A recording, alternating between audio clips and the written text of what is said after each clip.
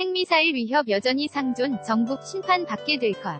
비난 국방부. 보 표현 수위 놓고 고심 그래픽는 박구원 기자. 국방부가 2018 국방백서에서 북한을 우리의 적으로 규정했던 문구를 삭제할 것으로 알려지며 해묵은 주적 논란이 또다시 불거지고 있다. 이미 북한과 군사 분야에서의 대화를 시작한 만큼 불가피한 조치라는 게 정부 입장이나 북한의 핵미사일 위협 수준이 실질적으로 낮아지지 않은 상황에서 남측이 앞서 나가고 있다는 반론도 만만치 않다. 국방백서에서 북한 정권과 북한군에 대한 규정은 남북관계 부침을 고스란히 반영해왔다. 국방부는 1994년 제8차 실무 남북접촉에서 북측 참석자가 서울 불바다 발언을 한 뒤 1995년 국방백서에 처음으로 북한군은 주적이라고 규정했다. 2000년 첫 남북 정상회담을 기점으로 남북관계가 급속도로 해빙 무드를 타자 2004년 국방백서에선 주적 표현을 삭제하고 직접적 군사위협 등의 표현으로 대체했다. 국방부는 북한이 연평도 포격 도발을 일으킨 2010년 국방백서에서 다시 북한 정권과 북한군은 우리의 적이라고 규정했고 지난 8년간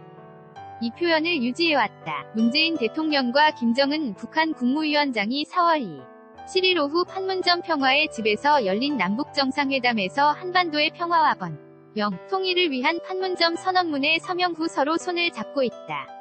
한국공 동사진 기자단. 정부는 올해 들어 남북 간 대화가 활발해지고 북한이 어느 때 보다 한반도 군사적 긴장 수위를 낮추는 데 적극적으로 나오고 있는 만큼 북한 정권과 군을 적으로 규정한 문구는 수정이 불가피하다는 입장이다. 정부 관계자는 북한이 이미 실질적인 대화 상대가 된 만큼 이를 반영하자는 취지이지 북한의 대남 군사적 위협 자체를 부정하겠다는 게 아니다. 고 강조했다. 주적이라는 표현 자체가 일반적이지 않다는 지적도 꾸준히 제기돼 왔다. 국방부가 2001년 주요국의 주적 개념 사용 여부를 조사한 결과 미국과 중국, 일본, 이스라엘 등 대부분의 군사대국은 주적 표현을 용하지 않는 것으로 나타났다. 안보 상황 변화에 따라 군사 전략이 달라지는 만큼 적을 명시적으로 규정할 필요가 없기 때문이다. 그러나 주적 표현 삭제를 우려하는 쪽에선 속도를 문제 삼고 있다. 북한의 핵미사일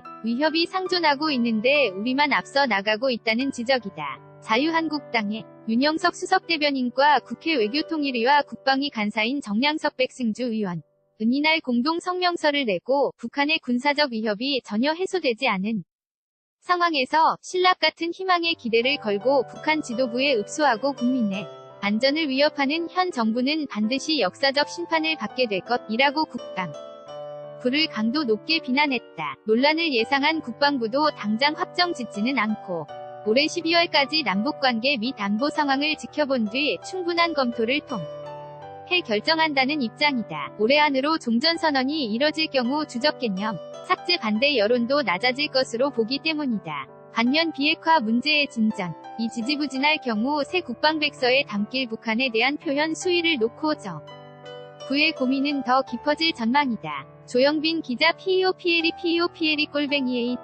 /ANKOOKIEL